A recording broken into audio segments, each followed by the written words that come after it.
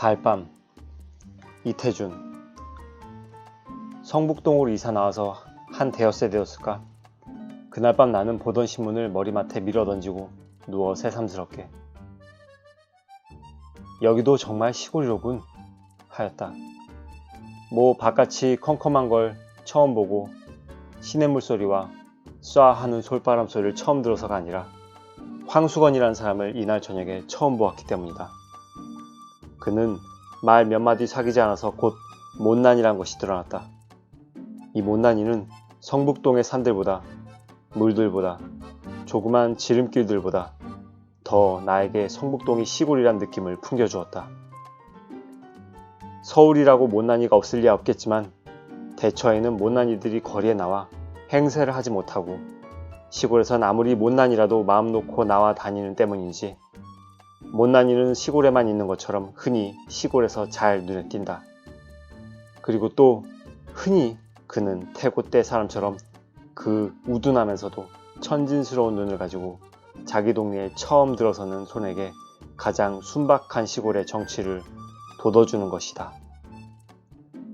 그런데 그날 밤 황수건이는 10시나 되어서 우리 집에 찾아왔다. 그는 어두운 마당에서 꽥 지르는 소리로 아, 이댁이 문 안 서 하면서 들어섰다.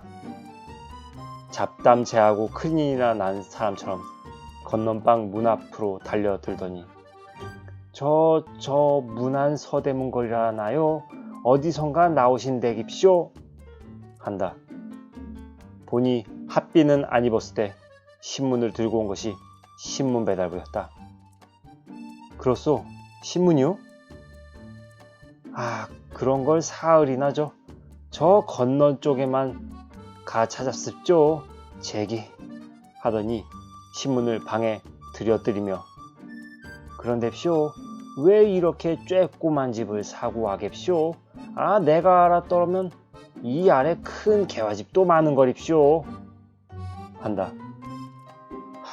말이 황당스러워 유심히 그의 생김을 내다보니 눈에 얼른 두드러지는 것이 빡빡 깎은 머리로 돼 보통 크다는 정도 이상으로 골이 크다. 그런데다 옆으로 보니 짱구 대가리다. 그렇소? 아무튼 집 찾느라고 수고했소. 하니 그는 큰 눈과 큰 입이 일시에 휘죽거리며 뭐립쇼 이게 제업인데쇼 하고 날래 물러서지 않고 목을 길게 빼어 방안을 살핀다. 그러더니 묻지도 않는데 저는 입쇼 이 동네 사는 황수건이라고 합니다 하고 인사를 붙인다. 나도 깍듯이 내 성명을 댔다. 그는 또 싱글벙글하면서 대겐 개가 없구먼 입쇼 한다. 아, 아직 없소 하니 개 그까짓 것 두지 마십시오 한다. 응? 왜 그렇소? 모르니 그는 얼른 대답하는 말이 신문 보는 집앱쇼 개를 두지 말아야 합니다 한다. 이거 재밌는 말이다 하고 나는 왜 그렇소? 하고 또 물었다. 아, 이 뒷동네 은행소에 댕기는 집엔 입쇼 망가지만 한 개가 있는데쇼 아, 신문을 배달할 수가 있어야 합죠. 왜? 막 깨물려고 덤비는 거립쇼 한다. 말 같지 않아서 나는 웃기만 하니 그는 더욱 신을 낸다. 아, 그놈에게 그저 한번 양떡을 먹여 대야 할 텐데 하면서 주먹 부르대는데 보니 손과 팔목은 머리에 비겨 반비례로 작고 가느다랗다. 어서 고날 텐데 가 자시오 하니 그는 마지못해 물러서며 선생님 참 이 선생님 편안히 주무십시오. 저희 집은 여기서 얼마 안 되는 거립쇼 하더니 돌아갔다.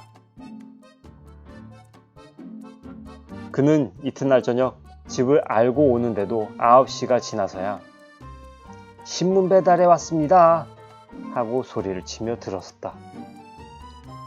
오늘은 왜 늦었소?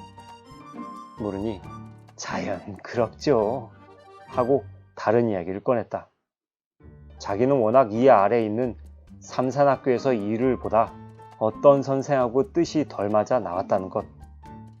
지금은 신문 배달을 하나 원 배달이 아니라 보조 배달이라는 것. 저희 집엔 양친과 형님 내외와 조카 하나와 저희 내외까지 식구가 7이라는 것. 저희 아버지와 저희 형님의 이름은 무엇이며 자기 이름은 황가인데다가 목숨 숫자하고 세울 건자로 황수건이기 때문에 아이들이 노랑수건이라고 놀려서 성북동에서는 가가호호에서 노랑수건하면 다 자긴 줄 알리라고 자랑스럽게 이야기하다가 이날도 어서 그만 다른 집에도 신문을 갖다 줘야 하지 않소? 하니까 그때서야 마지못해 나갔다. 우리 집에서는 그까지 반편과 무얼 대꾸를 해가지고 그러느냐 하되 나는 그와 짓거리기가 좋았다.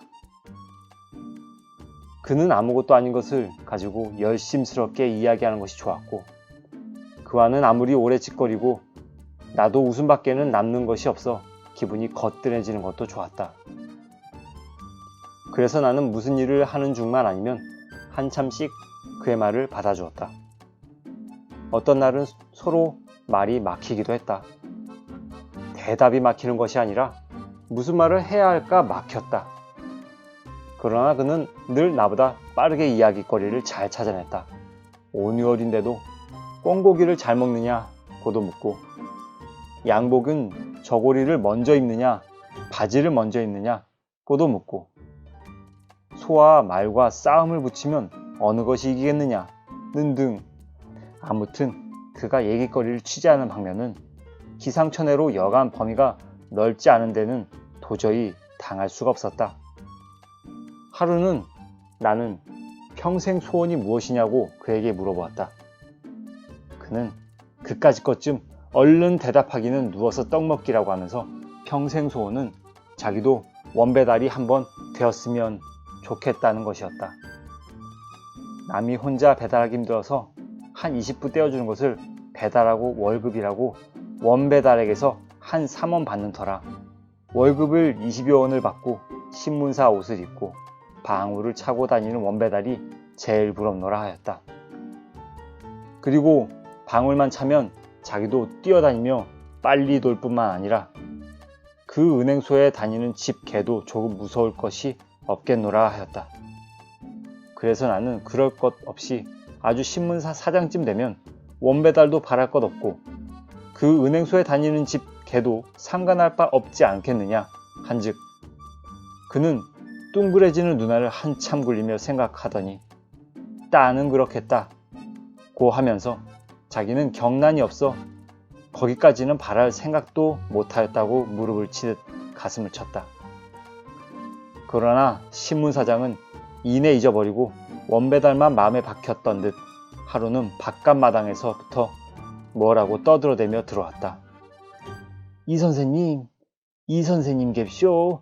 아, 저도 내일부턴 원배달이 올시다. 오늘 밤만 자면 입쇼. 한다. 자세히 물어보니 성북동이 따로 한 구역이 되었는데 자기가 맡게 되었으니까 내일은 배달복을 입고 방울을 막 떨렁거리며 올 테니 보라고 한다. 그리고 사람이란 게 그러게 뭐든지 끝을 바라고 붙들어야 한다고 나에게 일러주면서 신이 나서 돌아갔다. 우리도 그가 원배달한 것이 좋은 친구가 큰 출세나 하는 것처럼 마음속으로 진실로 즐거웠다.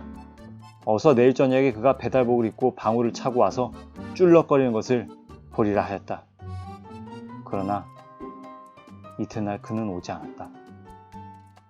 밤이 늦도록 신문도 그도 오지 않았다.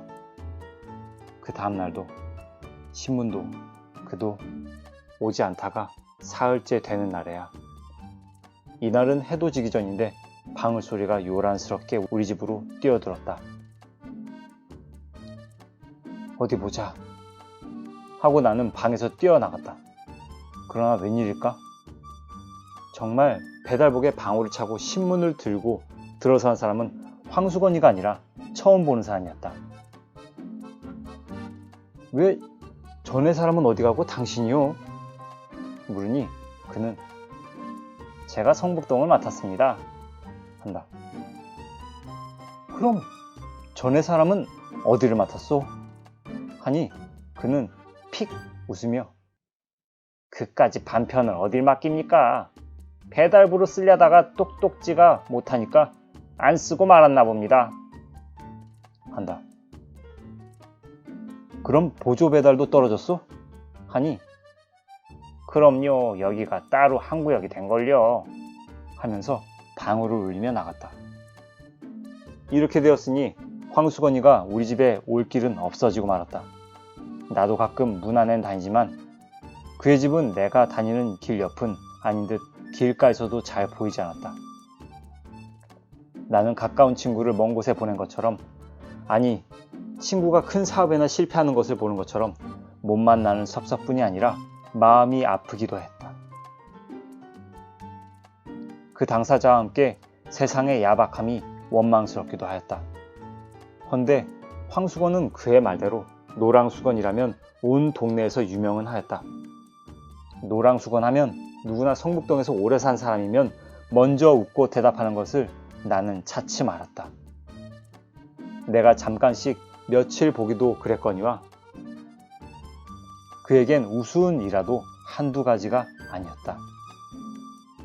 삼산학교에 급사로 있을 시대에 삼산학교에다 남겨놓고 온 일화도 여러 가지라는데 그 중에 두어 가지를 동네 사람들의 말대로 옮겨보면 역시 그때부터도 이야기하기를 대단 즐겨 선생들이 교실에 들어간 새 손님이 오면 의례 손님을 앉히고는 자기도 걸상을 갖다 떠 마주 놓고 앉는 것은 물론 마주 앉아서는 곧 자기 뒤에 만담산매로 빠지는 것인데 한 번은 도학무국에서 시학관이 나온 것을 이따위로 대접하였다.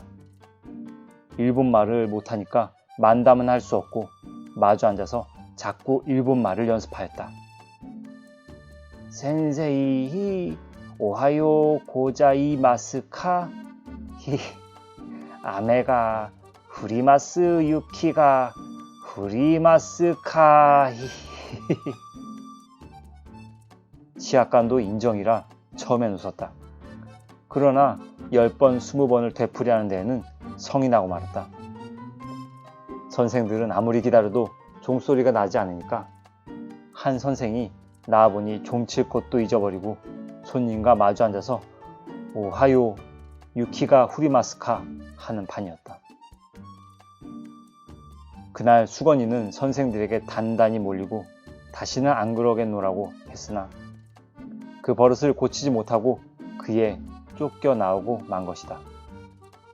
그는 너희 색시 달아난다 하는 말을 제일 무서워했다 한다. 한 번은 어느 선생이 장난말로 요즘 같은 따뜻한 봄날엔 옛날부터 색시들이 달아나기를 좋아하는데 어제도 저희 아랫말에서 둘이나 달아났다니까 오늘은 이 동네에서 꼭 달아난 색시가 있을걸 했더니 수건이는 점심을 먹다 말고 눈이 휘둥그레졌다 한다. 그리고 그날 오후에는 어서 바삐 하악을 시키고 집으로 갈 양으로 50분 만에 치는 종을 20분 만에 30분 만에 함부로 다가서 쳤다는 이야기도 있다. 하루는 나는 거의 그를 잊어버리고 있을 때 이 선생님 깁쇼 하고 수건이가 찾아왔다. 반가웠다. 선생님 요즘 신문이 거르지 않고 잘 옵쇼? 하고 그는 배달 감독이나 되어온 듯 묻는다. 잘 오. 왜 그러오? 한즉 또 늦지도 않급쇼. 일찍이 제때마다 꼭 옵쇼. 한다. 당신이 돌릴 때보다 3시간은 일찍이 오고 날마다 꼭꼭 잘 오우. 하니 그는 머리를 벅적벅적 긁으면서 하루라도 거르기만 해라. 신문에 가서 대뜸 일러바치지. 하고 그 빈약한 주먹을 부르댄다. 그런데쇼 선생님. 왜 그러우? 삼산학교에서 말씀이에요. 그 제 대신 들어온 급사가 저보다 근력이 세게 생겼습죠? 나는 그 사람을 보지 못해서 모르겠어. 하니 그는 은근한 말소리로 희죽거리며 제가 거길 또 들어가 볼라고쇼 운동을 합죠 한다. 어떻게 운동을 하오? 그까짓 거 날마당 사무실로 갑죠. 다시 써달라고 졸라댔죠. 아 그랬더니 새 급사란 녀석이 저보다 크기도 무척 큰뎁쇼. 이 녀석이 막 불끈댑니다 그려. 그래 한번 쌈을 해야 할 텐뎁쇼. 그 녀석이 근력이 얼마나 센지 알아야 덤벼들 텐뎁쇼. 그렇지 못 모르고 되들었다가 매만 맞지 하니 그는 한 걸음 다가서며 또 은근한 말을 한다. 그래서쇼 어쩌냐겐 큰 돌멩이 하나를 굴려다 산산학교 대문에다 놨습죠. 그리고 오늘 아침에 가보니까 없어졌는데쇼. 이 녀석이 나처럼 억지로 굴려다 버렸는지 번쩍 들어다 버렸는지 그만 못 봤거든입쇼 제게 하고 머리를 긁는다. 그러더니 갑자기 무얼 생각한 듯 손뼉을 딱 치더니 그런데쇼 제가 온 건입쇼. 댁에선 우두를 넣지 마시라고 왔습죠 한다. 우두를 왜 넣지 말란 말이오? 한즉 요즘 마마가 다닌다고 모두 우두들을 넣는뎁쇼. 우두를 넣으면 사람이 근력이 없어지는 법인뎁쇼 하고 자기 팔을 걷어올려 우두 자리를 보이면서 읽어봅쇼. 저도 우두를 이렇게 넣었기 때문에 근력이 줄었습죠 한다. 우두를 넣으면 근력이 준다고 누가 그럽니까? 물으니 그는 싱글거리며 아하하 제가 생각해냈습죠 한다. 왜 그렇소? 하고 캐니 뭘 저 아래 윤금 뭐라고 했는데 기운이 장산됩쇼. 아 삼산학교 그 녀석도 우두만 넣었다면 그까짓 거 무서울 것 없는데쇼. 그걸 모르겠거든입쇼 한다. 나는 그렇게 용한 생각을 하고 일러주러 왔으니 아주 고맙소 하였다. 그는 좋아서 벙긋거리며 머리를 긁었다. 그래 삼산학교에 다시 들기만 기다리고 있어? 물으니 그는 돈만 있으면 그까짓 거 누가 고스카이 노릇을 합쇼. 미천만 있으면 삼산학교 앞에 가서 버젓이 장사를 할 텐뎁쇼 한다. 무슨 장사? 아 방학 될 때까지 참이 장사도 하고쇼. 가을부턴 군밤 장사, 외떡 장사, 습자지, 도화지 장사 막 합죠. 산산학교 학생들이 저를 어떻게 좋아하는 갭쇼. 저를 선생보다 낮게 치는 갭쇼 한다. 나는 그날 그에게 돈 3원을 주었다. 그의 말대로 삼산학교 앞에 가서 버젓이 참외 장사라도 해보라고. 그리고 돈은 남지 못하면 돌려주지 않아도 좋다 하였다. 그는 3원 돈에 덩실덩실 춤을 추다시피 뛰어나갔다. 그리고 그 이튿날 선생님 잡수시라고쇼 하고 나 없는 때 참외 3개를 갖다 두고 갔다. 그러고는 온 여름 동안 그는 우리 집에 얼씬하지 않았다. 들으니 참외 장사를 해보긴 했는데 이내 장마가 들어 미천만 까먹었고 또 그까짓 것보다 한 가지 놀라운 소식은 그의 아내가 달아났다는 것이었다. 저희끼리 금슬은 괜찮았건만 동서가 못 견디게 굴어서 달아난 것이라 한다. 남편만 남 같으면 따로 살림 나는 날이나 기다리고 살 것이나 평생 동서 밑에 살아야 할 신세를 생각하고 달아난 것이란다. 그런데 요 며칠 전이었다. 밤인데 달포만에 수건이가 우리 집을 찾아왔다. 웬 포도를 큰 것으로 대여섯 송이를 종이에 싸지 않고 맨손에 들고 들어왔다. 그는 벙긋거리며 선생님 잡수라고 사왔습죠 하는 때였다. 웬 사람 하나가 날쌔게 그의 뒤를 따라 들어오더니 다짜고짜로 수건이의 멱살을 움켜쥐고 끌고 나갔다. 수건이는 그 우둔한 얼굴이 새하얗게 질리며 꼼짝 못하고 끌려갔다. 나는 수건이가 포도원에서 포도를 훔쳐온 것을 직각하였다. 쫓아나가 매를 말리고 포도값을 물어주었다. 포도값을 물어주고 보니 수건이는 어느 틈에 사라지고 보이지 않았다. 나는 그 5송이의 포도를 탁자 위에 얹어놓고 오래 바라보며 아껴 먹었다. 그의 은근한 순정의 열매를 먹듯 하나를 가지고도 오래 입안에 굴려보며 먹었다. 어제다. 문 안에 들어갔다 늦어서 나오는데 불빛 없는 성북동 길 위에는 밝은 달빛이 깁을 깐 듯 하였다.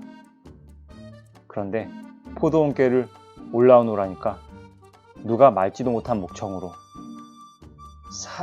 사케와나 미다카 다메이키카 를 부르며 큰 길이 좁다는 듯이 휘적거리며 내려왔다. 보니까 수건이 같았다. 나는 수건인가? 하고 아른 채 하려다가 그가 나를 보면 무안해할 일이 있는 것을 생각하고 획 길 아래로 내려서 나무 그늘에 몸을 감추었다.